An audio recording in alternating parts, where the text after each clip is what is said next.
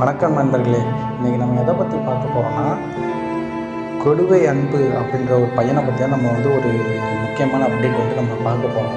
ஏன் அந்த பையனை பற்றினா, இப்போ தொடர்ந்து ஒரு 2 நாளாகவே அந்த பையனை பற்றின வீடியோ தான். அவர் ஃபேஸ்புக்லேயா இருந்தாலும் சரி, இன்ஸ்டாகிராம்லேயா இருந்தாலும் சரி, யூடியூப்லேயா இருந்தாலும் சரி, அவர் ரொம்ப ஃபேமஸ். யூடியூப்பில் மட்டுமே கிட்டத்தட்ட 2 மில்லியன் ஃபாலோவரை வச்சுருக்காரு அவர்.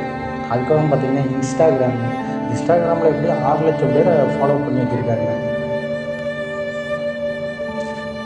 இந்த வாய்ப்பை பயன்படுத்தி தான் அவர் இன்ஸ்டாகிராம்லலாம் உள்ளவங்கள்ட்டலாம் போயிட்டு 1000 ரூபா அமௌண்ட்டை சென்ட் பண்ணுங்கள், நான் உங்களுக்கு 4000 ரூபா தரேன், 4000 சென்ட் பண்ணுங்கள், நான் உங்களுக்கு அதை அப்படியே டபுளாக ஆக்கி 8000 ரூபா தரேன் அப்படின்னு சொல்லி நிறைய பேர்கிட்ட ஸ்கேம் பண்ணியிருக்காங்க.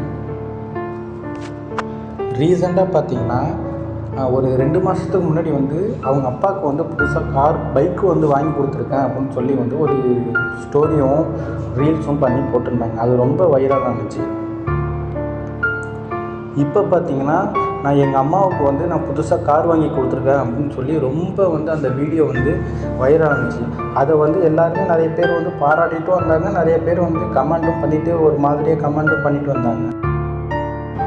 அப்புறம் பார்த்திங்கன்னா நான் விஜய் வீட்டுக்கு வந்திருக்கேன், விஜய் கூட ஃபோட்டோ எடுத்திருக்கேன் அப்படின்னு சொல்லிலாம் நிறையா விஜய் ரசிகரை நிறையா அவர் பக்கம் கவனத்தை அப்படியே ஈர்த்திருக்காப்புல.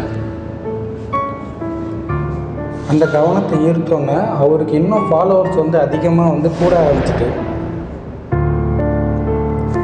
அதை பயன்படுத்தி இப்போ நிறையா ஸ்கேம் அவர் நிறையா ஸ்கேம் பண்ணிட்டாப்புல.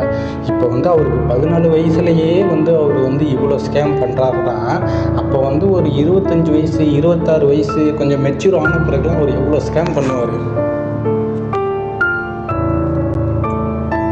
நம்ம ஒரு 1000 ரூபா சம்பாதிக்கிறதே ரொம்ப கஷ்டமாக இருக்குது.